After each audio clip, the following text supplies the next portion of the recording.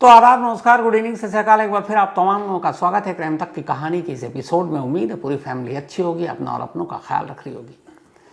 Crime की दुनिया में यूं तो हर क्राइम, हर अपराध, हर जुर्म अपने आप में तकलीफ दे है, लेकिन जहां तक मैंने अपनी पूरी क्राइम रिपोर्टिंग की बात करूं, दो ऐसे क्राइम हैं जो मुझे लगता है कि शायद उनसे हीनियस, उनसे ज़्यादा जघन्य, उनसे ज़्यादा खतरनाक, उनसे ज़्यादा अफसोसनाक और कोई नहीं। यूं तो मर्डर भी है, बहुत सारी चीज़ें हैं, लेकिन सिर्फ जान लेना सिर्फ खतरनाक सबसे क्राइम नहीं हो सकता है। क्योंकि मैंने बहुत सारे ऐसी केस स्टडी देखी, ऐसे विक्टिम से मिला। दो केस ऐसे हैं क्राइम में जो झकझोर कर रख देते हैं। एक है रेप और दूसरा है एसिड अटैक। जो रेप विक्टिम होती हैं, लड़कियां या महिलाएं, उनके साथ रेप एक बार होता है, लेकिन जब तक वो जिंदा रहती हैं, हर रोज वो जीती हैं, हर रोज वो मरती हैं। जब तक उन्हें मौत नहीं आए, उस खौफनाक यादों को वो भुला नहीं पाती हैं। एक कत्ल होता है, मर्डर होता है, इंसान एक बार में मर गया, सारी तकलीफ खत्म। लेकिन एक रेप विक्टिम उस गम के साथ, उस नफरत के साथ हर रोज जीती है, हर रोज मरती है। और दूसरा क्राइम है एसिड अटैक। आमतौर पर एसिड अटैक के ज़्यादातर केस लड़कियों पर ही होते हैं। कोई नाकाम आशिक, एक तरफा इश्क में कोई पड़ा हुआ, या फिर किसी और दुश्मनी के चलते उसे नुकसान पहुंचाना है लेकिन उसकी जान नहीं लेनी है, तो उसके चेहरे पर तेज़ाब फेंक देता है ताकि उसकी शक्ल बिगड़ जाए, उसकी सूरत बदसूरत हो जाए और फिर वो उसी के सहारे पूरी ज़िंदगी जिए। अब एक एसिड विक्टिम, ऐसे न जाने कितने एसिड विक्टिम से मैं मिला हूँ, जो फिर जिन्होंने कभी आईना नहीं देखा क्योंकि वो खुद को देखकर डर जाती हैं। ऐसी बहुत सारी एसिड विक्टिम को भी देखा जो उसके बावजूद अपने पैरों पर खड़ी हुई, लड़ी और समाज में अपना एक मकाम बनाया। लेकिन फिर भी एसिड अटैक और रेप ऐसे दो केसेस हैं जो मेरी नज़र में, इनसे बुरा कुछ हो ही नहीं सकता। हमारे देश में हर साल एसिड अटैक के लगभग 200 से 300 केसेस होते हैं और इन 200 से 300 केसेस के ज़्यादातर जो शिकार होती हैं वो लड़कियां ही होती हैं। हमारे देश का कानून ये कहता है कि अगर किसी ने एसिड अटैक के ज़रिए किसी लड़की को या महिला को नुकसान पहुंचाया है तो उसके लिए मैक्सिमम पनिशमेंट 10 साल से लेकर उम्र कैद तक है। 200 से 300 हर महीने लगभग 10 से 15 एसिड अटैक के केस होते हैं। आज जो मैं आपको कहानी सुनाने जा रहा हूं, ये सोच कर ही यकीन करना मुश्किल हो जाता है कि एक लड़की और उस लड़की का बाप क्या ऐसी संगीन गुनाह और ऐसे एक चीज़, एक एसिड अटैक जो आत्मा तक को झकझोर कर रख दे, उसको अपने फायदे के लिए किसी साजिश के तौर पर इस्तेमाल कर सकता है। इस कहानी में उस लड़की की बाइट भी सुनाऊंगा और फिर आपको सच्चाई भी बताऊंगा। ये कहानी दिल्ली की है, अभी पिछले संडे की कहानी है और संडे का दिन था। दिल्ली में एक लड़की रहती है और ये लड़की दिल्ली यूनिवर्सिटी में ही रानी लक्ष्मीबाई कॉलेज में सेकेंड ईयर की स्टूडेंट है। संडे को एक्स्ट्रा क्लासेस थी। ये लड़की सुबह घर से निकलती है, 10:50-52 का वक्त था और जब कॉलेज जा रही थी, कॉलेज तक ये पहुंची और 200 मीटर दूर अचानक एक मोटरसाइकिल पर 3 लड़के आते हैं और उनमें से एक के हाथ में बोतल था। वो बोतल लड़की की तरफ फेंकते हैं, उसके अंदर लिक्विड था। लड़की के हाथ में बैग था, वो बैग को आगे करती है, लड़के भाग जाते हैं, उस लड़की के दोनों हाथ झुलस जाते हैं। लेकिन खुशनसीबी ये थी कि लड़की का चेहरा बच गया। उस बोतल में तेजाब था, एसिड, और उन्होंने उस लड़की पर फेंका था। अब लड़की वहाँ शोर मचाती है, कुछ लोग आते हैं। इसके बाद लड़की को पहले पास के एक अस्पताल ले जाया जाता है, फिर इसके बाद उसे राम मनोहर लोहिया अस्पताल ले जाया जाता है। वहाँ इसका इलाज होता है, पुलिस को खबर मिलती है, पुलिस आती है, तफ्तीश शुरू करती है। सबसे पहले लड़की का बयान दर्ज किया जाता है क्योंकि लड़की होश में थी, सिर्फ दोनों हाथ झुलसे थे। तो लड़की बताती कि वो अपने घर से निकली थी और कॉलेज से करीब 200 मीटर की दूरी पर वो एक ई रिक्शा से थी और ई रिक्शा से 200 मीटर पहले उतर गई और जब वो पैदल जा रही थी तभी अचानक एक मोटरसाइकिल पर 3 लोग आए और उन्होंने उस पर हमला किया और चले गए। पुलिस ने केस दर्ज किया। हर न्यूज़ चैनल की हेडलाइन ये खबर कि दिल्ली में एसिड अटैक, एक स्टूडेंट, दिल्ली यूनिवर्सिटी के स्टूडेंट पर 3 लोग दिन दहाड़े आकर तेजाब से हमला करते हैं। दिल्ली पुलिस को भी लेकर हाय तौबा मच गई कि कैसा लॉ एंड ऑर्डर है, कैसी कानून व्यवस्था है। अब इसी चौतरफा दबाव में दिल्ली पुलिस अपनी तफ्तीश शुरू करती है। सबसे पहले उस जगह पर पहुंचती है जहां पर लड़की के बयान के मुताबिक 3 लड़कों ने मोटरसाइकिल पर उस पर तेजाब फेंका था।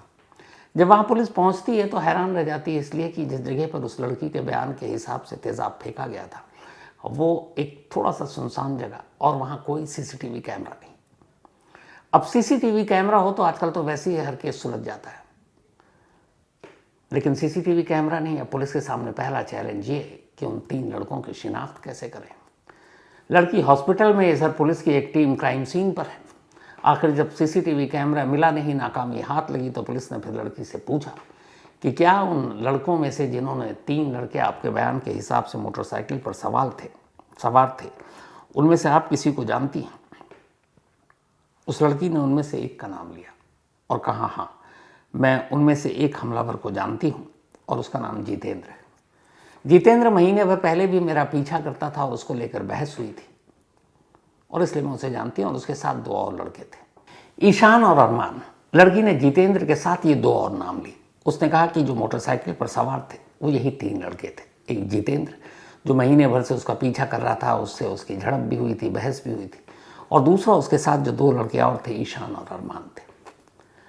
अब पुलिस के पास ये नाम तीनों के सीसीटीवी कैमरा था नहीं। पुलिस ने अब अपनी तरफ से तफ्तीश शुरू की जितेंद्र, ईशान और अरमान के बारे में। कुछ देर की मशक्कत के बाद ही चूंकि लड़की जितेंद्र को जानती थी, उसका घर का पता मिल गया। पुलिस वहां तक पहुंचती है, जितेंद्र था नहीं, उसका नंबर लिया जाता है।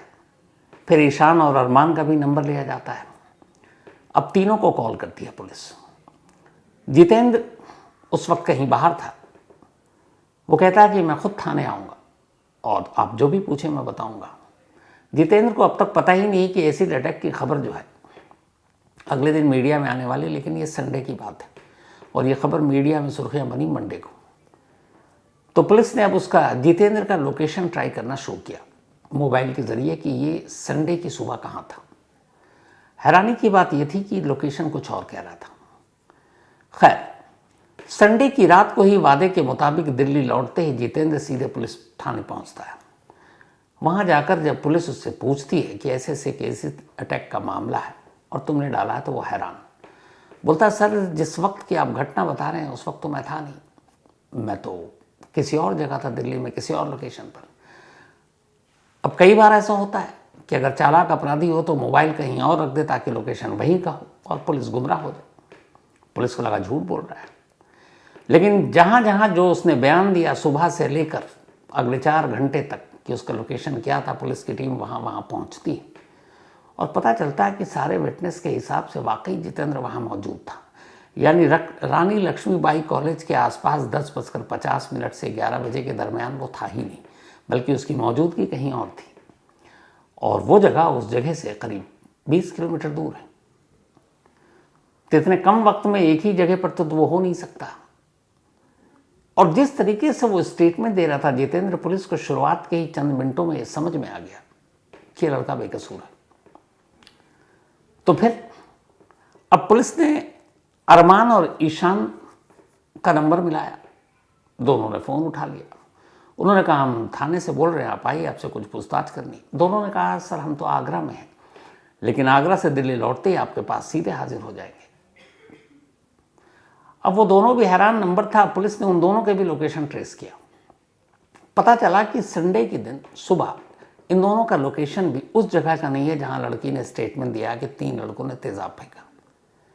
ये लोग आगरा में थे और आगरा का लोकेशन था। अब पुलिस फिर कंफ्यूज कि हो सकता है इन्होंने फ़ोन जानबूझकर आगरा में छोड़ा और दिल्ली में क्राइम किया हो। लेकिन कहीं ना कहीं सिक्स सेंस पुलिस का ये कह रहा था कि ये लड़के झूठ नहीं बोल रहे हैं। तो फिर दूसरा सवाल ये था कि एक लड़की इतना बड़ा जोखिम कैसे लेगी कि अपने आप पर तेजाब डाल दे। पुलिस को ये बात भी गले नहीं उतर रही है। अब पुलिस ने फिर से नए सिरे से तफ्तीश शुरू की और तफ्तीश शुरू करने के लिए उसने देखा कि जिस जगह पर यह इंसिडेंट हुआ है वहाँ तो सीसीटीवी कैमरा है नहीं, लेकिन आसपास का देखते हैं, वहाँ कहीं ये नज़र आ जाए। आसपास के कई सीसीटीवी कैमरों को खंगाला गया रानी लक्ष्मीबाई के आसपास, और इस लड़की का जहाँ पे घर था उस घर के आसपास के भी कैमरे को खंगाला गया। कामयाबी मिलती है। सुबह संडे को ये लड़की अपने घर से बाहर निकलती है और एक कैमरे में कैद होती है। लड़की एक स्कूटी पर बैठी है और उसके साथ एक लड़का है। पुलिस उस लड़के के बारे में पता करती है, पता चलता है कि ये लड़की का भाई है। अब अलग अलग कैमरों को पुलिस खंगालती उस रूट पर उसके घर से रानी लक्ष्मीबाई कॉलेज तक, तो कई कैमरों में ये स्कूटी कैद और उस पर वो लड़की और उसका भाई भी। लेकिन फिर कॉलेज से सिर्फ 200 मीटर पहले एक जगह स्कूटी रुकती है, लड़की उतर जाती है और उसका भाई स्कूटी मोड़कर अपने वापस घर पहुंच जाता है। सीसीटीवी कैमरे इस बात की गवाही दे रहे थे कि अपनी बहन को छोड़ने के अगले कुछ मिनट बाद उसका भाई घर पर था। अब लड़की अकेले। अब पहली बार यहाँ से पुलिस का दिमाग चकराया कि आमतौर पर घरवाले अगर अपनी बच्ची को, बेटी को, बहन को स्कूल कॉलेज तक ड्रॉप करने जाते हैं तो स्कूल या कॉलेज के दरवाजे तक छोड़कर आते हैं, बट यहाँ 200 मीटर पहले ये लड़की क्यों उतर गई? अब ये सवाल था। यहां से अब पुलिस को लगा कि कुछ गड़बड़ है। अब पुलिस ने इसके बाद और तफ्तीश करनी शुरू की। इस दौरान में जितेंद्र, ईशान, अरमान सभी पुलिस के पास थे। ये भागे नहीं, खुद ही चले आए। पुलिस ने उनसे पूछताछ की, उनके सारे लोकेशन देखा, और जब इन तीनों को एक साथ रखा गया तो पुलिस हैरान इस बात पर रह गई कि जितेंद्र ईशान और अरमान को जानता ही नहीं था, और ना ईशान और अरमान जितेंद्र को जानते थे। तो जब तीनों एक दूसरे के लिए अजनबी हैं तो एक ही मोटरसाइकिल पर कैसे बैठ सकते हैं? सीसीटीवी कैमरा तो था नहीं इंसिडेंट का, तो पुलिस क्या करे? तो फिर एक लड़की जो एसिड अटैक की विक्टिम है वो 3 नाम ले रही है, और 3 में से 2 वो हैं जो तीसरे को नहीं जानते, और तीसरा वो है जो बाकी 2 को नहीं जानता। तो फिर खेल क्या है? अब पुलिस अस्पताल पहुंचती है और लड़की के जख्मों के बारे में डॉक्टर से बात करती है। पता चला कि उसके दोनों हाथ जख्मी तो हैं, लेकिन एक एसिड अटैक से जिस तरीके के जख्म होने चाहिए वैसे नहीं है, लेकिन एसिड अटैक की विक्टिम थी। अब पुलिस लड़की से पूछताछ करती है और वो लड़की मीडिया से भी बात करती है। मीडिया से वो पूरी कहानी सुनाती है जो मैं आपको सुना रहा हूं। मैं अपनी तरफ से सुना रहा हूं, वो लड़की अपनी कहानी खुद बता रही कि उसके साथ क्या हुआ, कैसे हुआ, किसने किया। कहानी को आगे बढ़ाऊं, ये जरूरी है कि पहले उस लड़की का स्टेटमेंट आप सुनिए जो वो कह रही है बाकायदा कैमरे पर। एसिड अटैक के बाद लड़की ने क्या कुछ कहा, ये सुनिए। ये सुबह 10 बजे अशोक विहार में मेरा कॉलेज है, लखनऊ कॉलेज के पास। यार जी आपको पकड़ेगा पक्का नाम क्या नाम जितेंद्र और 2 नौकर थे, ईशान और अरमान। निकाल के बाइक से आप कहाँ जा कॉलेज जा रहे थे? कॉलेज जा रही थी, आज मेरी क्लास थी। सैटरडे संडे मेरी क्लास होती है, मैं वहीं जा। क्या पूछूं? धमकी दी थी क्या नहीं उनकी वाइफ ने, जो उनकी वाइफ उनका नाम है सरिता, उन्होंने धमकी दी थी कि मैं तेरी जिंदगी खराब कर दूंगी, और मारने की भी धमकी दी थी। मैं चाहते कि वो उन्हें गिरफ्तार करे, सजा मिले उन्हें कड़ी से कड़ी। तो सुना आपने, लड़की का ये स्टेटमेंट हमारे देश के हर न्यूज़ चैनल पर चला, और बाकायदा हर एक की हमदर्दी थी। किसी लड़की पर एसिड अटैक हो, इससे बुरा क्या हो सकता है, जो मैंने शुरू में कहा। लेकिन इसके बाद जो कहानी सामने आई, जब ये सीसीटीवी कैमरा तीनों अक्यूज यानी आरोपियों के मोबाइल के लोकेशन, क्राइम सीन से कहीं ज़्यादा दूर उनकी मौजूदगी उसी वक्त में, तब फिर पुलिस ने अपनी तरफ से जो तफ्तीश की तो उसके बाद एक कहानी सामने आई। वो कहानी थी 3 लोगों से बदला लेने की, और इस कहानी में बदला लेने के लिए जिस शख्स ने ये सारी साजिश रची वो कोई और नहीं, इसी लड़की का बाप था। इस लड़की के बाप का नाम है अकील खान। अब अकील खान जितेंद्र को क्यों अपनी ही बेटी के एसिड अटैक में फंसाना चाहता है, उससे क्या रिश्ता? तो कहानी यह थी कि जितेंद्र की पत्नी अकील खान के यहां काम करती थी, जॉब करती थी। और उसी जॉब के दौरान अकील खान ने उसके साथ कुछ गलत हरकत करने की कोशिश की।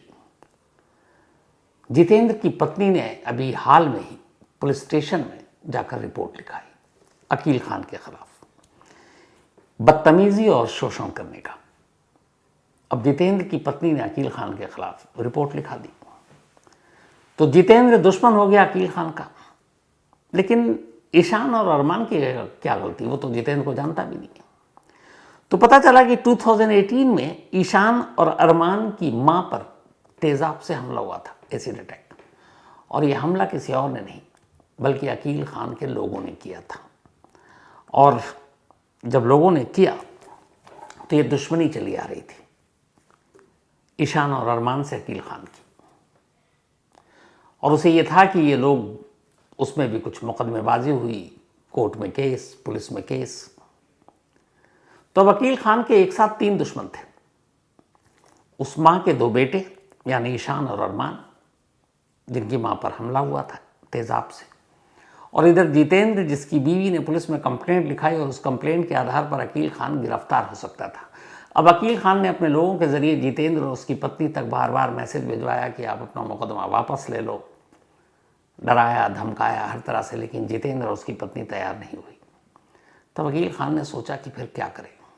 फिर उसे आइडिया आया कि दिल्ली जैसा शहर, यहाँ अगर किसी स्टूडेंट पर एसिड अटैक हो, एक तो मीडिया भी सुर्खियों में, और दूसरा इसके बाद जो केस बनेगा उसे ये भी पता था इसमें 10 साल से लेकर उम्र कैद तक की सज़ा है।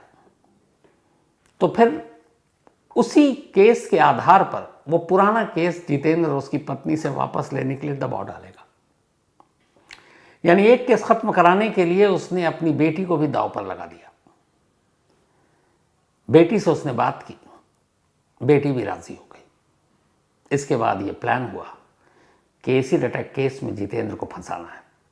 फिर आया कि जब एक बार में फंसाना ही है तो बाकी 2 दुश्मन को क्यों छोड़ा जाए, ईशान और अरमान को, उन्हें भी इसी एसिड अटैक के हमले में लपेटा जाए और बताया जाए कि इन तीनों ने मिलकर किया। प्लान के तहत उन्हें यह भी पता था कि कहाँ कहाँ दिल्ली में सीसीटीवी कैमरे लगे हुए हैं, घर से लेकर कॉलेज के रास्ते पर, तो सारा भेद खुल जाएगा। इसलिए ऐसी जगह पे ये सारी चीज़ें करनी है जहाँ पर कैमरा ना हो। जब सारी तैयारी हो गई तो फिर ये हुआ कि उस लोकेशन को भी चेक कर लिया रेकी की, कि कॉलेज से 200 मीटर की दूरी पर एक ऐसा इलाका है, एक ऐसी गली है जहाँ पर कोई कैमरा नहीं। जब कंफर्म हो गए तो फिर संडे को भाई अपनी बहन को छोड़ने के लिए कॉलेज जाता है। उससे पहले बहन जो है अपने ही घर में टॉयलेट क्लीनर के तौर पर जो हम लोग एसिड यूज़ करते हैं अलग अलग ब्रांड के, वो उतना घातक एसिड नहीं होता है जो बाकी चीज़ों के लिए इस्तेमाल होता है और आमतौर पर एसिड अटैक में जो यूज़ करते हैं अटैकर। तो यह है, इससे हाथ वाथ जल तो सकता है लेकिन जान का खतरा नहीं होता। तो उसने टॉयलेट क्लीनर वाला एसिड लिया घर से, अपने भाई के साथ स्कूटी पर बैठी। पहले से वो जगह पता थी जहाँ कैमरा नहीं है। भाई ने उसको उतारा, वो भाई चला गया। इसके बाद वो थोड़ी दूर पैदल चली। पैदल जाने के बाद उस जगह पहुंची जहाँ कैमरा नहीं था। बैग से बोतल निकाला, अपने दोनों हाथों पर डाला। हाथ पे डालने के बाद बोतल सड़क पर फेंका और चीखने लगी। चीख सुनकर आसपास से जो लोग वहाँ थे, गुजर रहे थे, वो भाग कर आए। उसने कहा किसी ने मुझ पर तेज़ाब फेंका। फिर भले लोग भी थे, पास के हॉस्पिटल में ले गए। डॉक्टर ने कहा इसको आरएमएल ले जाइए, तो राम मनोहर लोहिया अस्पताल ले गए। तो ये पूरी कहानी एक बाप और बेटी ने मिलकर रची थी, पूरी साजिश। अब जब ये कहानी सामने आ गई और ये पता चला कि जितेंद्र, ईशान और अरमान तीनों बेकसूर हैं, तो फिर क्या किया जाए। क्योंकि लड़की ने भी बयान दिया कि उस पर हमला हुआ, उसने नाम लिया, और अगर सबूत न होता तो वो तीनों बेकसूर तो जेल में होते और साबित हो जाता अदालत में तिकड़म से, तो क्या पता 10 साल तो मिनिमम तो गए ही थे। और एसिड अटैक को लेकर जो हंगामा शोर होता उसमें तो फिर कोई रहम की गुंजाइश भी नहीं बचती। हम ही लोग पता नहीं क्या क्या स्टोरी चला रहे होते। लेकिन अब पुलिस के सामने सारी सच्चाई थी। पुलिस ने सबसे पहले अकील खान को गिरफ्तार किया, उस लड़की के पिता को, लेकिन उसे इस झूठे एसिड अटैक की साजिश रचने के इल्ज़ाम में नहीं, बल्कि जितेंद्र की बीवी ने जो कंप्लेंट लिखा था तंग करने, यौन शोषण के लिए और बदतमीजी के लिए, उस एफआईआर के आधार पर अकील खान को गिरफ्तार किया। बेटी अस्पताल में थी। अब बेटी के बारे में पुलिस तय कर रही है कि उसने झूठी कंप्लेंट लिखाई है, झूठा ड्रामा रचा है, तो उसके ऊपर भी जो सेक्शन लगेंगे वो लगेंगे। दिल्ली पुलिस अभी इस पर तय कर रही है, अदालत से विचार किया जा रहा है। तो अब उल्टा बाप तो अरेस्ट ही है, बेटी की भी गिरफ्तारी अब शायद हो जाए। अब आप सोचिए, जो मैंने शुरू में कहा था, एसिड अटैक जैसी खौफनाक, अफसोसनाक चीज़ें जिसने न मालूम कितनी महिलाओं और लड़कियों की ज़िंदगी बर्बाद कर दी। बाप तो बाप, बेटी को भी ये समझ में नहीं आया कि वो जो करने जा रही है वो क्या है, और एक झूठा सॉन्ग रचा, झूठा नाटक किया, सिर्फ इसलिए कि अपने दुश्मनों से बदला लिया जाए। कैसे कैसे लोग हैं इस दुनिया में और क्या क्या साजिशें बुनते हैं मालूम नहीं, लेकिन ये बेहद अफसोसनाक कहानी थी। ख़ासतौर पर इसलिए कि एक बाप बेटी अगर मिलकर ऐसा सोचते हैं, एक टीम बनकर, तो फिर किस पे भरोसा किया जाए और किस पे ना किया जाए। फिलहाल कहानी में इतना ही। अब तो आदाब, नमस्कार, गुड इवनिंग, सत श्री अकाल। एक बार फिर आप तमाम लोगों का स्वागत है क्राइम तक की कहानी के इस एपिसोड में। उम्मीद है पूरी फैमिली अच्छी होगी, अपना और अपनों का ख्याल रख रही होगी। बहुत सारे आप लोगों के मेल आए, तो पूरी क्राइम तक फैमिली को सबसे पहले बधाई, क्योंकि आपका परिवार 9 मिलियन का हो गया, 90 लाख। कहाँ से शुरू हुआ था और कहाँ पहुँच रहा है। ये वैसे आप लोगों की मोहब्बत है, प्यार है, और बस आप लोगों का प्यार इसी तरीके से बना रहे, यही दुआ है। और आप लोग हमेशा अच्छे रहें, खुश रहें, बड़ों की इज्जत करें, छोटों से प्यार करें, और सब कुछ अच्छा हो दुनिया में, बस यही दुआ है। अब आते हैं आज की कहानी के ऊपर। बचपन से हम लोग सुनते आए कि माँ और माँ की ममता अनमोल है, बल्कि हमारे यहाँ तो कहते हैं कि माँ के पैरों के नीचे जन्नत होती है, और ये बात सच है। क्योंकि एक माँ अपने बच्चों के लिए जो कुछ करती है, जिस तरीके की कुर्बानी देती है, खुद भूखे रहकर अपने वाला अपने बच्चों को देती है। बच्चा ज़रा सा बीमार पड़ जाए, पूरी पूरी रात सोती नहीं है, वो सब हम लोग आंखों से देखते हैं। आज की कहानी एक ऐसी ही माँ की है, एक ऐसी माँ की जिसे जब जो कहना चाहती थी पूरी दुनिया मानने को तैयार नहीं थी, लेकिन वो माँ थी और माँ की ममता, उसे यकीन था कि दुनिया एक तरफ, लेकिन उसकी ममता झूठी नहीं हो सकती, और आखिर में वो माँ जीतती है। कहानी दिल को कचोटने वाली है। कहानी अमेरिका की है, अमेरिका के पेंसिल्वेनिया की। पेंसिल्वेनिया में एक शहर है फिलाडेल्फिया सिटी। इसी फिलाडेल्फिया की ये कहानी है। बात 1997 की है। इसी फिलाडेल्फिया सिटी में एक फैमिली रहा करती थी। लस गोएस, उम्र करीब 26 साल, और लस की शादी हुई थी पेड्रोवेरा से। तो लस और पेड्रोवेरा, इन दोनों की शादी हुई। शादी के बाद अगले 10 साल तक गृहस्थी बहुत अच्छी चली, दोनों खुश थे, खुशहाल थे। जो पेड्रोवेरा थे, इनकी मैकेनिक की एक शॉप थी, बेहतरीन मैकेनिक थे, और आमदनी भी अच्छी थी। तो एक घर इन्होंने लिया था, 2 मंजिला। उसी 2 मंजिला घर में ये पति पत्नी रहते, और धीरे धीरे फिर इनको 2 बच्चे हुए, दोनों बेटे। तो घर गुलजार भी हो गया 2 बेटों से। लेकिन लस को एक बेटी भी चाहिए थी, और उसकी ख्वाहिश थी कि घर में एक बेटी भी हो तो फिर परिवार पूरा हो जाएगा। इत्तेफाक से ऊपर वाले ने सुन ली। 15 दिसंबर, बल्कि 15 कह रहा हूँ, 5 दिसंबर 1997 को लस के घर में एक बेटी पैदा हुई। 5 दिसंबर 1997। 2 बेटे थे, दोनों बेटों की अब उम्र हो गई थी करीब, एक 5 साल, एक 7 साल। और अब उसके बाद लंबी मिन्नतों और दुआओं के बाद लस को एक बेटी हुई। उन्होंने बड़े प्यार से अपनी बेटी का नाम रखा डेलिमार वेरा। डेलिमार वेरा जब पैदा हुई, उसी वक्त उसकी आंखें, उसके गाल, उसके नैन नक्श बहुत खूबसूरत थे। लस को लगा कि उसे ऐसी ही बेटी चाहिए थी। अच्छा, लस के जो दोनों बेटे थे, उनके दोनों बेटों के गालों पे एक जैसे डिंपल पड़ती थी। तो जब ये बेटी हुई तो उसी वक्त उसे लगा कि इसको भी कुछ इसी तरह से डिंपल आएंगे। अब लस भी खुश, लस को खुश देखकर उसका पति वेरा भी खुश। करीब 10 दिन बीत गए। 10 दिन के बाद अब माँ बिल्कुल स्वस्थ थी बेटी को जन्म देने के बाद। तो डेविड वेरा ने अपने, बल्कि फेड्रो वेरा माफ़ कीजिएगा, एक छोटी सी पार्टी रखी घर में बेटी के पैदा होने की खुशी में, और अपने फैमिली मेंबर तमाम क्लोज जो थे और दोस्त उनको बुलाया। शाम को पार्टी हुई। तारीख थी 15 दिसंबर 1997। रात हुई। अब सारे लोग अपने अपने घरों को चले गए। घरों को जाने के बाद अब इस घर में जो बाकी सामान वामान था पार्टी का सब समेटने लगे। लज ने अपने दोनों बेटों को कमरे में सुला दिया और जो 10 दिन पुरानी उसकी बेटी थी, 10 दिन ही हुए थे पैदा हुए डेलिमार वेरा, उसको फर्स्ट फ्लोर पे ले जाकर जिस कमरे में वो सोती थी वहाँ उसने उसको लिटा दिया। अब नीचे आकर वो अपने हस्बैंड और एक और रिलेटिव थे उनके साथ सारे बर्तन साफ करने लगी।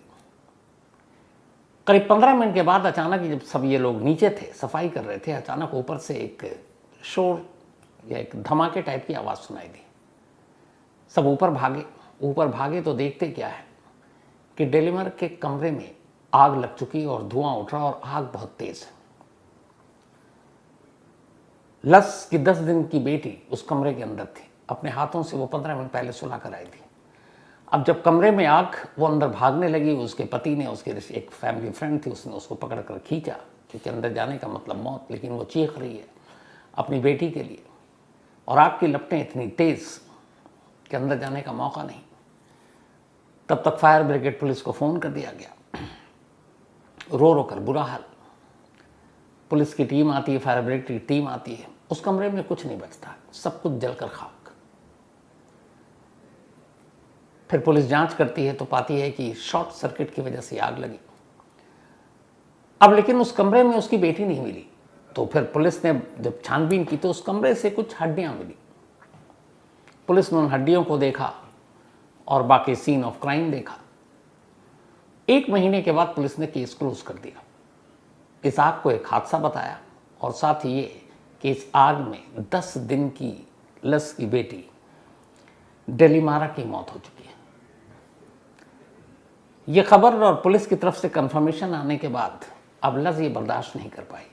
उसे यकीन ही नहीं हो रहा है कि उसकी बेटी अब इस दुनिया में नहीं है। अपने आप को कोस भी रही है कि उसने उसको ले जाकर उस वक्त ऊपर कमरे में अकेले क्यों सुलाया। माँ अपने आप को दोष दे रही है, दोषी मान रही है खुद को, लेकिन फिर भी उसे यह है कि नहीं, मेरी बेटी मर नहीं सकती। इतना ऊपर वाला पत्थर दिल नहीं हो सकता कि मेरी बेटी को मुझे दे और 10 दिन के अंदर छीन ले। रोती बिलखती चीखती और अपने पति, तमाम रिश्तेदार जो आते उसको समझाने के लिए, वो उनके ऊपर चीख पड़ती और कहती कि नहीं, मेरी बेटी का मातम मत मनाओ, मेरी बेटी जिंदा है।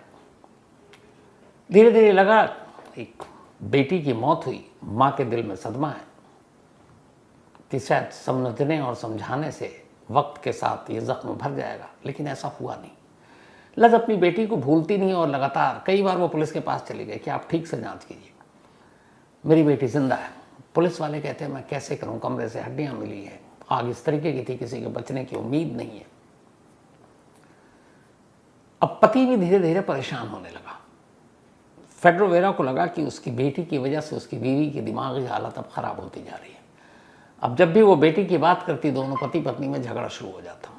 धीरे धीरे ये झगड़ा और बेटी की मौत की ये जो उसके दिल दिमाग में बैठ गई थी एक माँ के, रिश्ते इतने खराब हुए कि फेड्रो वेरा ने अपनी पत्नी को तलाक दे दिया।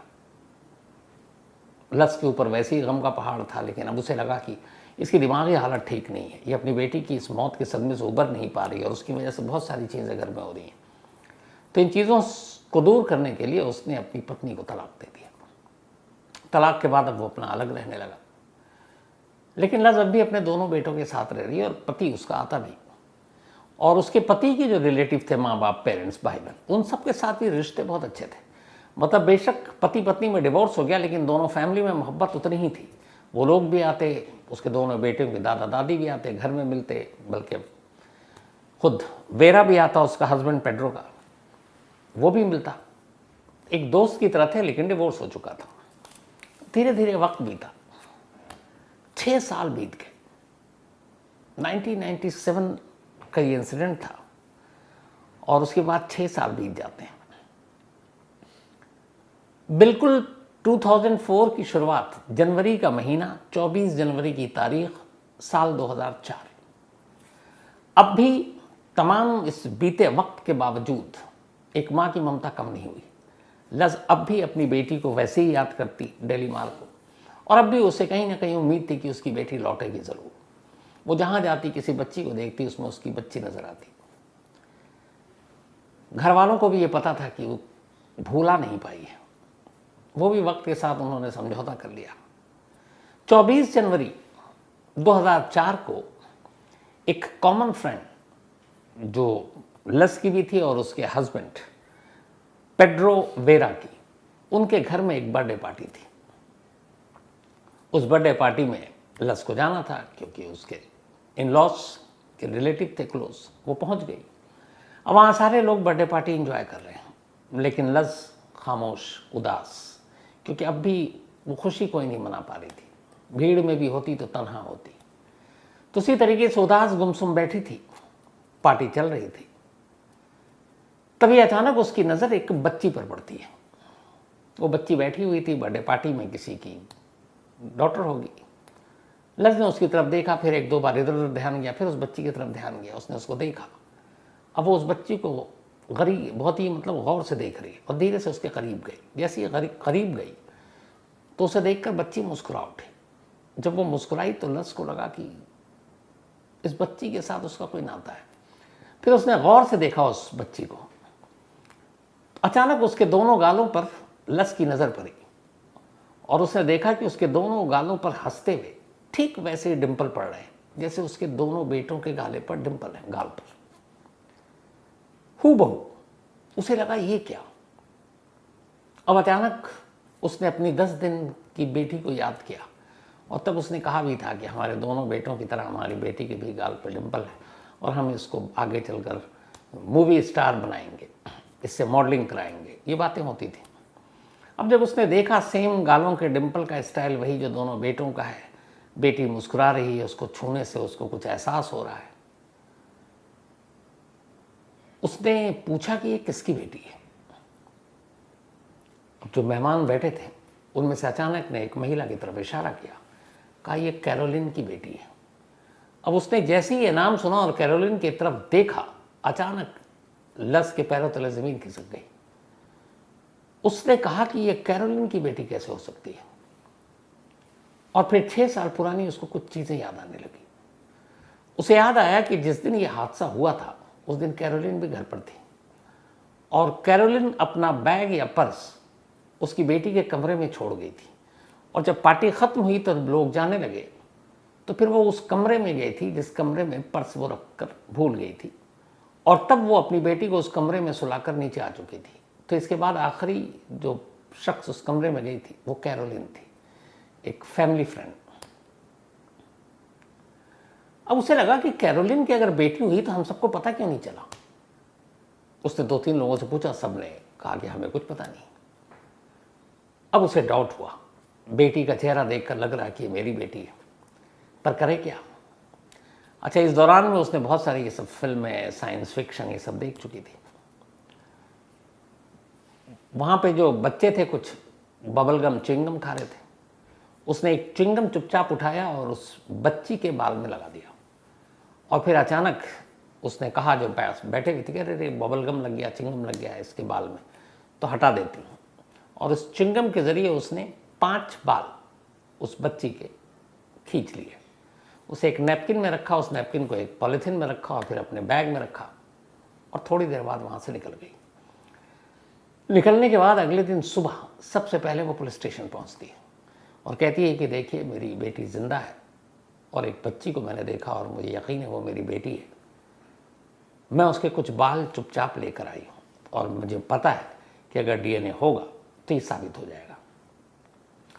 वो पुलिस वाले लस को जानते थे क्योंकि उसकी मौत के बाद उसने बहुत थाने के चक्कर काटे थे और उन्हें लगा था कि ये कुछ नहीं है, एक माँ की मोहब्बत है जो बार बार चली आती है, वरना वो जिंदा नहीं है।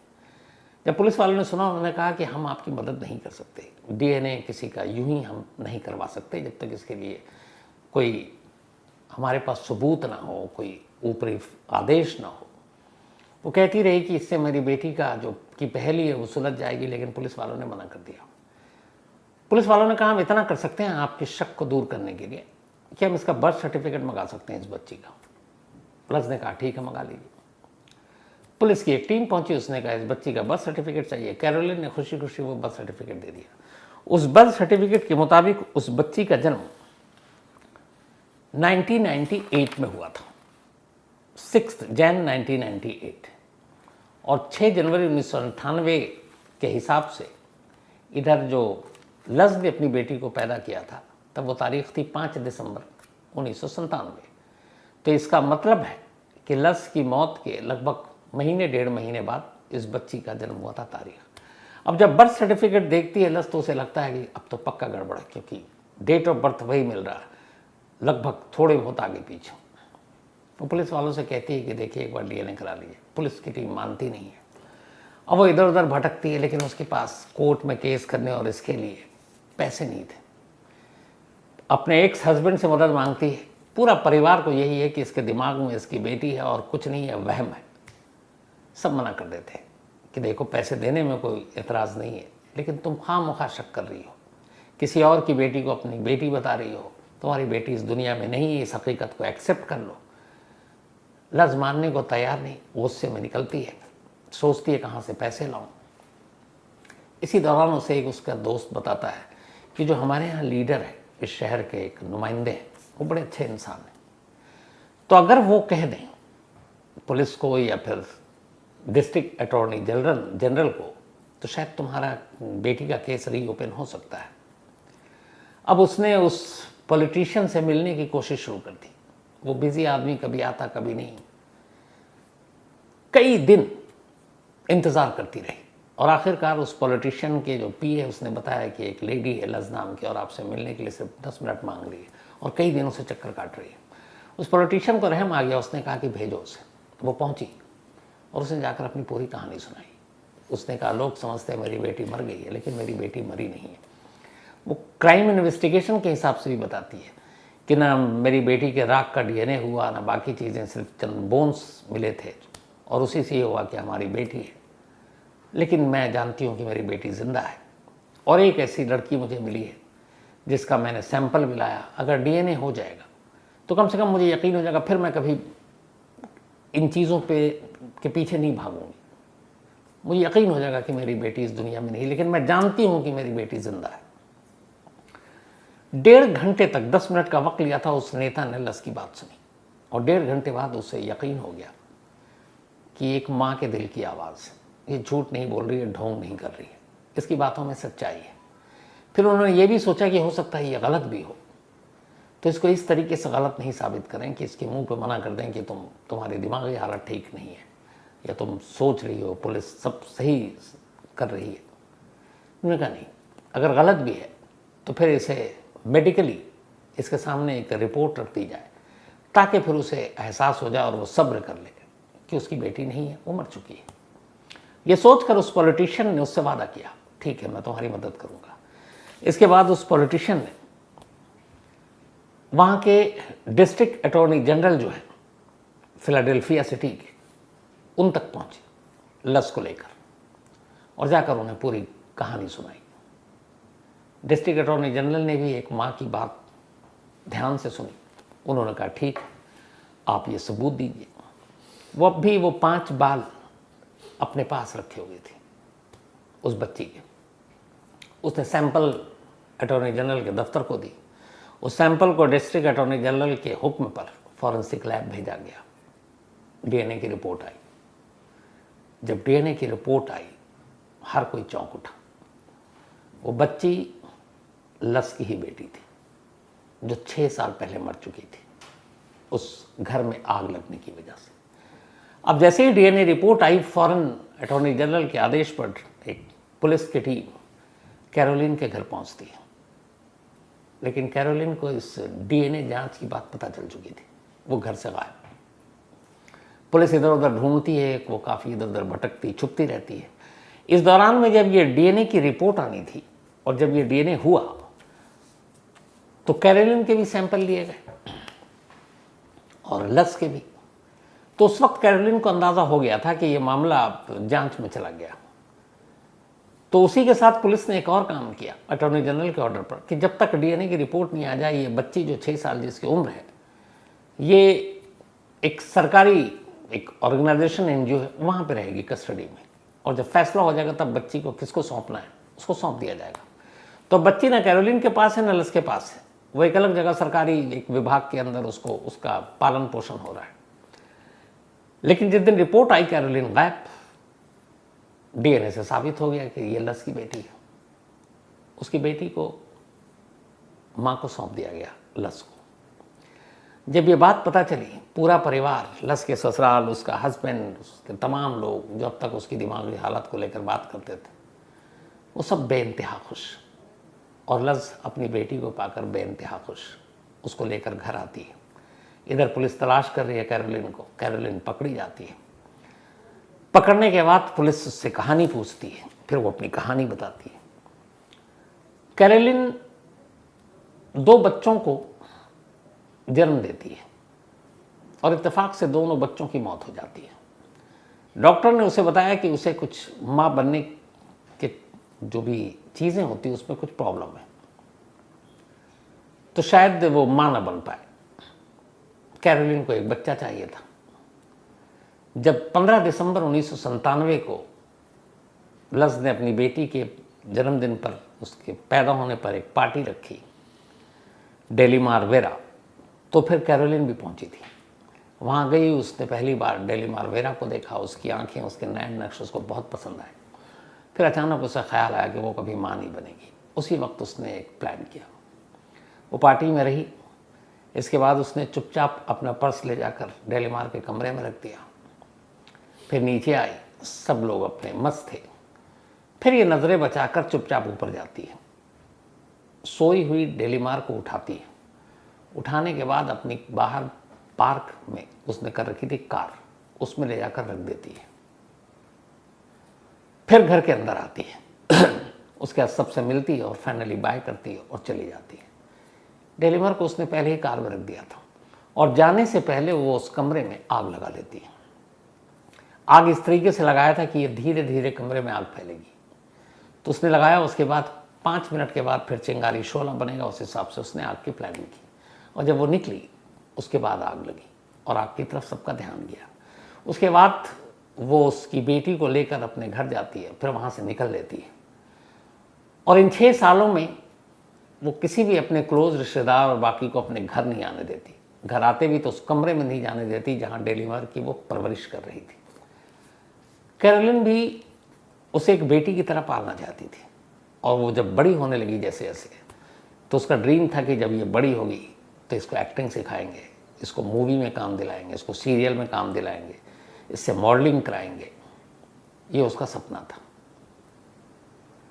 और बस इसीलिए उसने ये पूरी साजिश रची। लेकिन कमाल और सैल्यूट उस लस को, डेलीमार की माँ को, जिसने पहले दिन से लेकर आखिरी दिन तक यकीन नहीं किया कि उसकी बेटी मर चुकी है, और उसका यकीन सच्चा था। यहाँ तक कि इसी वजह से उसके पति ने उसको डिवोर्स दे दिया, लेकिन फिर भी सच्चा था। हालांकि पति कभी लौट कर फिर नहीं आया। लस ने अपनी पूरी ज़िंदगी गुजारी।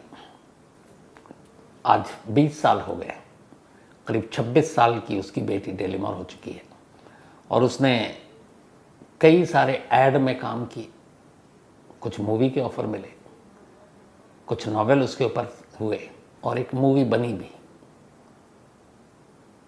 आज खुश है, खुशहाल है, और लस और उसकी बेटी दोनों साथ हैं।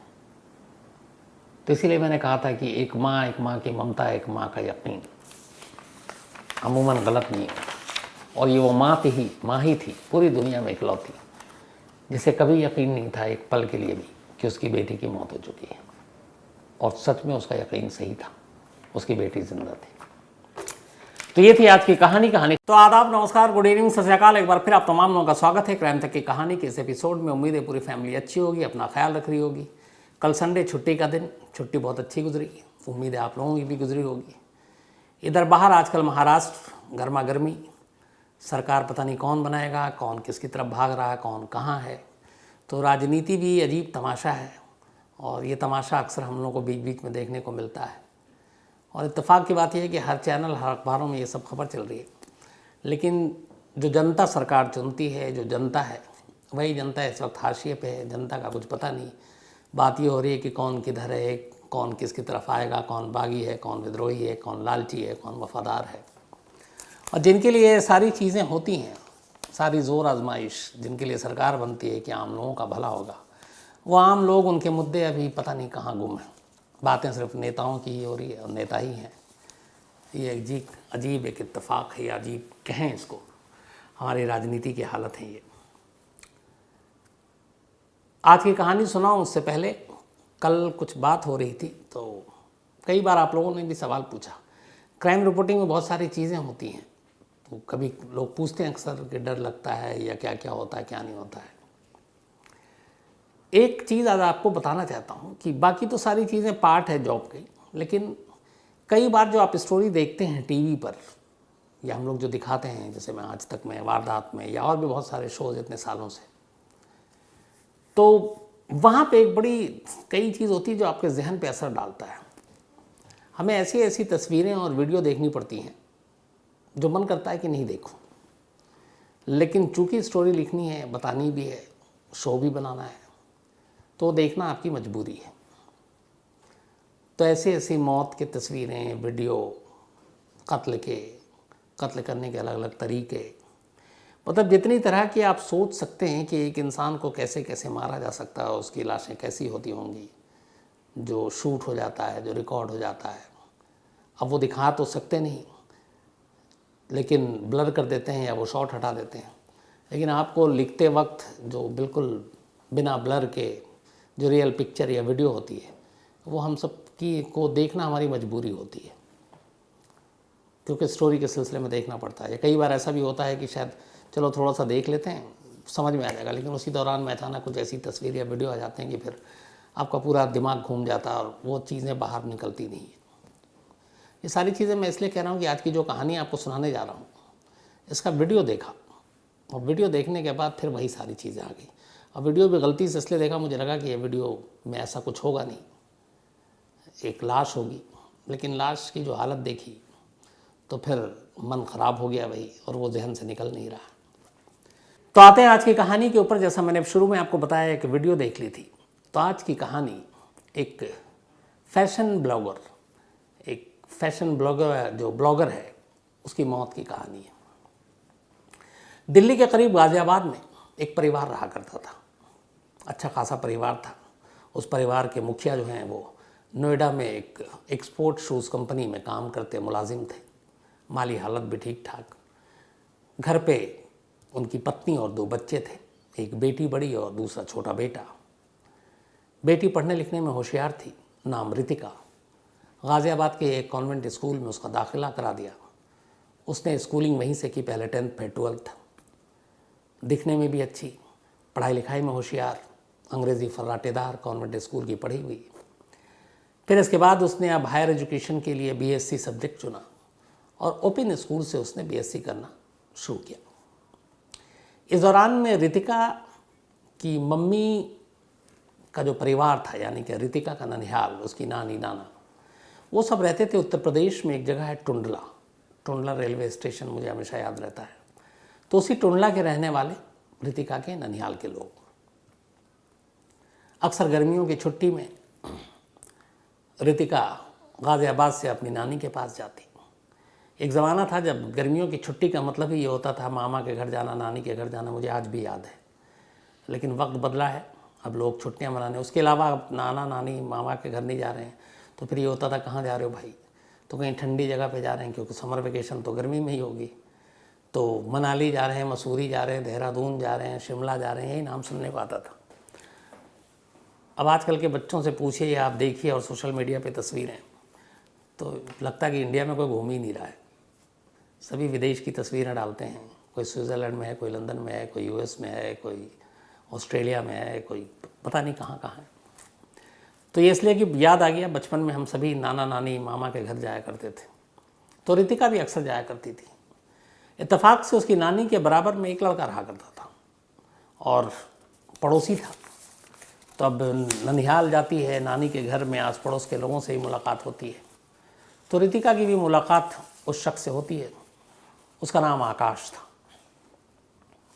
रितिका और आकाश दोनों मिलते हैं, जब भी वो टुंडला जाती फिर रितिका वापस आ जाती गाज़ियाबाद छुट्टी के बाद, और ये सारी चीज़ें इनकी मुलाकात चलती रही। लेकिन रितिका ने इसको बड़ा नॉर्मल लिया था।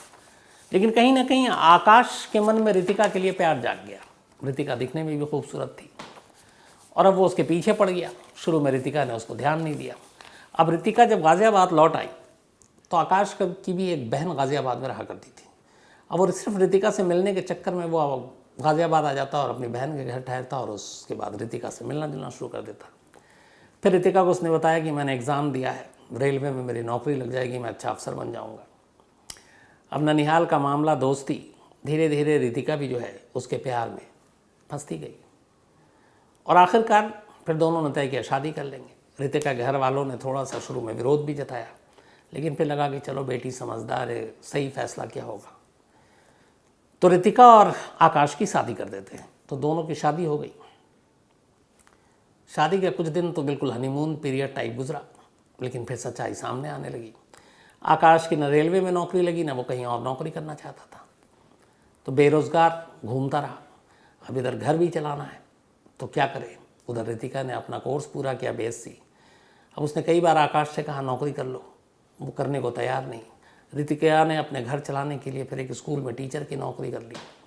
किसी तरह घर चलने लगा, पर उसे उम्मीद थी कि पति कमाएगा, पति कमा नहीं रहा है।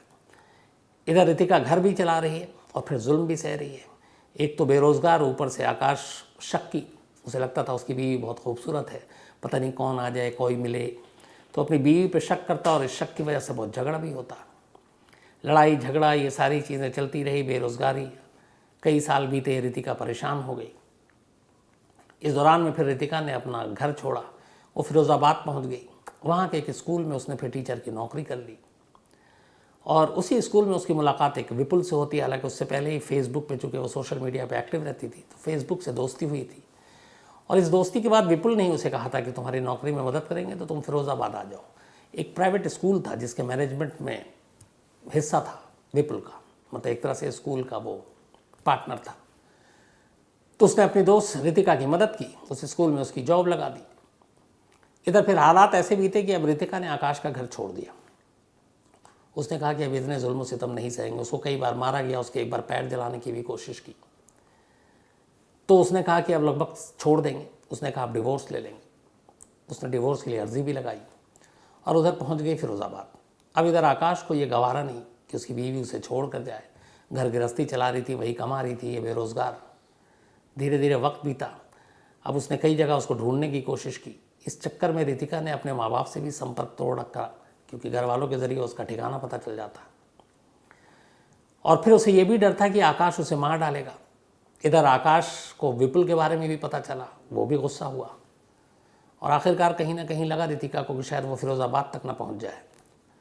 तो फिर कुछ महीने पहले रितिका और विपुल ने तय किया कि वो फिरोज़ाबाद छोड़ देंगे। रितिका आगरा पहुंच गई और आगरा में उसने एक अपार्टमेंट में एक फ्लैट किराए पर ले लिया 13,000 रुपीज़ में। अब वो और विपुल वहीं रहने लगे, लगभग लिव इन में। हालांकि विपुल भी शादीशुदा था, उसका एक बेटा है, वाइफ डेंटिस्ट है। लेकिन इन दोनों में प्यार हो गया। पहले हमदर्दी थी, फिर प्यार हुआ। उधर आकाश जो पहला पति है, उससे अब छुटकारा चाहती है रितिका। बेरोज़गार है, टॉर्चर भी करता है, मारता भी है। अब ये सारी चीज़ें चल रही हैं और उसको, रितिका को अपना राज भी छुपाना है कि वो कहाँ रह रही है, क्योंकि कभी भी आकाश को पता चल गया तो उसे डर था कि मार देगा। तो वो सोशल मीडिया पे एक तरफ एक्टिव है रितिका, बाकायदा वो अपने ब्लॉग भी चला रही है और काफ़ी पॉपुलर भी, उसके अच्छे खासे फॉलोअर्स भी बढ़ रहे हैं। इंस्टाग्राम पे ही उसके करीब 44-45,000 फॉलोअर्स हो गए थे। और रितिका आगरा इन्फ्लुएंसर के नाम से ही अपना एक blogger, fashion, food, travel, life style, इस तरह का ये ब्लॉगर, तो रितिका के नाम पर।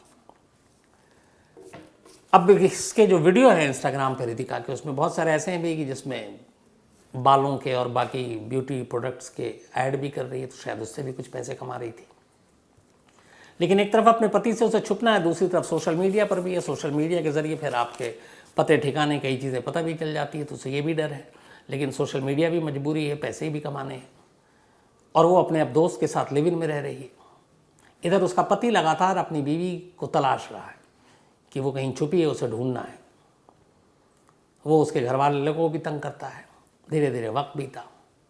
आखिरकार आकाश को पता चल जाता है कि जो रितिका है वो आगरा के ओम श्री प्लेटिनम अपार्टमेंट में 4th फ्लोर पे रहती है और उसके फ्लैट का नंबर है 404। अब उसने आकाश ने ये सब कुछ पता कर लिया। इसके बाद उसने पता किया कि उस अपार्टमेंट में, आमतौर पर आप दिल्ली या कहीं आसपास जाएं तो जो अपार्टमेंट्स होते हैं बड़े बड़े, उसमें आप तभी एंट्री करते हैं तो गेट पे गार्ड होता है, आपको अपने नाम बताना होता है। और ज़्यादातर जगहों पे ये है कि जब आप गेट पे जाते हैं तो आप जिस फ्लैट का नंबर बताते हैं तो गार्ड जो है सीधे उस फ्लैट में फ़ोन कर देता है और पूछता है फलाने साहब आपसे मिलने आए हैं, ये नाम है, भेजूँ या ना भेजूँ। फिर ऊपर से जवाब आता है कि हाँ भेज दिए, तो आपको एंट्री करके भेज देते हैं। आगरा के इस अपार्टमेंट में भी यही चीज़ें थी और ये बात पता थी कि वहाँ पे गेट पे रोकेंगे, एंट्री कराएंगे। आकाश ने इसके लिए एक तरीका निकाला। उसने अपने 2 साथियों को लिया और साथ में 2 महिलाओं को लिया, 2 उसकी परिचित थी, और उसने कहा बस चलना, थोड़ी देर का काम है। उसके बाद ये लोग 24 जून को सुबह 10:36 पर 10:36 AM 24 जून आगरा के इस ओम श्री प्लेटिनम अपार्टमेंट में पहुंचते हैं। वहाँ पे एक मुन्ना नाम का गार्ड गेट पे बैठा हुआ था। ये कहते हैं मुझे 608 फ्लैट नंबर पे जाना है। गार्ड कहता है एंट्री कर दीजिए। अब 2 महिलाएं साथ में। आमतौर पर आप कहीं भी जाएं तो महिलाएं एक बड़ा, जो ऐसे लोग होते हैं क्रिमिनल, वो अपने आप को बचाने के लिए एक तरह से यूज़ करते हैं बच्चों को या महिलाओं को। उसको देखकर सामने वाले को शक नहीं होता, लगता है फैमिली वाले लोग हैं, फैमिली अच्छी खासी महिलाएं साथ में हैं, पुरुष हैं, बच्चे हैं, अच्छे लोग होंगे। और यहीं पे बहुत बार क्राइम हो जाता है। कभी इस चीज़ पे भरोसा नहीं करना चाहिए आँख बंद करके। तो उस गार्ड को भी लगा कि 2 महिलाएं हैं, 2 पुरुष हैं, बाकी के 2 लोग गाड़ी में बाहर वेट कर रहे थे। उसने कुछ शक जताया नहीं, फ्लैट नंबर पूछा, इन्होंने कह दिया 601, 6 फ्लोर पे था ये। बाकायदा अपना नाम भी आकाश ने लिखा, अपना मोबाइल नंबर भी लिखा, एक लेडी ने अपना नाम सुनीता लिखा। और उसके बाद एंट्री के बाद गार्ड ने कहा आप जाइए। अब ये वहाँ से अंदर गए, लेकिन ये लोग 6 फ्लोर पे नहीं जाते, 601 पे भी नहीं जाते फ्लैट नंबर। ये लिफ्ट का बटन दबाते हैं 4th फ्लोर का। इसके बाद 4th फ्लोर पे लिफ्ट रुकती है। ये चारों उसके बाद वहाँ से 404 फ्लैट नंबर की घंटी बजाते हैं। दरवाज़ा खुलता है, सामने रितिका थी। आकाश को देखते ही रितिका घबरा जाती है। इसके बाद ये चारों अंदर घुसते हैं। सबसे पहले दोनों औरतें रितिका पर काबू पाती हैं। आकाश और उसके साथ उसका एक जो साथी आया, वो विपुल को पकड़ते हैं, उसको जबरन वॉशरूम में ले जाते हैं। वहाँ रस्सी से उसके दोनों पैर बांधते हैं, पीटते हैं बुरी तरह और फिर बाथरूम में बंद कर देते हैं। बंद करने के बाद अब वो दोनों बाहर आए। इधर दोनों महिलाएं रितिका को काबू किए हुई थी। इसके बाद अब चारों मिलकर रितिका के हाथ और पैर दोनों बांध देते हैं, पीटते हैं, फिर उसी 4th फ्लोर की बालकनी पर ले आते हैं और बालकनी से लाकर सुबह करीब 11 बजे के आसपास आकाश अपनी बीवी रितिका को, जिसके हाथ पैर बंधे, 4th फ्लोर से नीचे फेंक देता है। इधर गार्ड अब भी अपने गेट पर बैठा हुआ है, मुन्ना। अचानक उसको कोई तेज आवाज़ सुनाई देती है किसी वजनी चीज़ के गिरने की। वो घबरा जाता है, उसे लगता है कि बम फटा या क्या हुआ, बहुत तेज़ आवाज़ है। सबसे पहला काम ये करता है कि वो अपने मेन गेट का दरवाज़ा बंद कर देता है।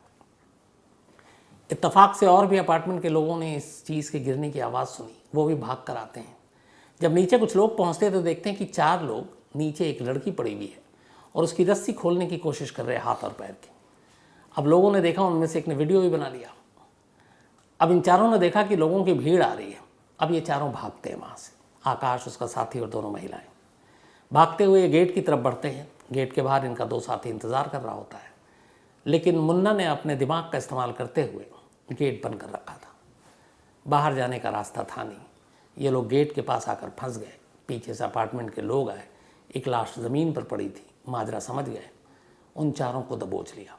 दबोचने के बाद किसी ने 100 नंबर पर फ़ोन कर दिया। कुछ मिनटों में ही पुलिस पहुंच गई। अब इधर एक लाश पड़ी थी, इधर 4 लोग जो भाग रहे थे। पुलिस ने उन्हें पकड़ लिया। इसके बाद पड़ोसियों के साथ पुलिस 4th फ्लोर पर पहुंचती है, जहां से रितिका की लाश गिराई गई थी। वह अंदर जाती है, पुलिस तो देखती है कि बाथरूम में एक शख्स बंद है, चिल्ला रहा है। पुलिस उसका पैर रस्सी खोलती है, उसे बाहर लाती है, विपुल था। फिर वो सारी कहानी बताता है। इसके बाद पुलिस उन चारों को ले जाती है, पूछताछ करती है। फिर पूरी कहानी यही आती है कि पति जो काम नहीं करता था, पत्नी खूबसूरत थी, वो पत्नी के ऊपर शक भी करता।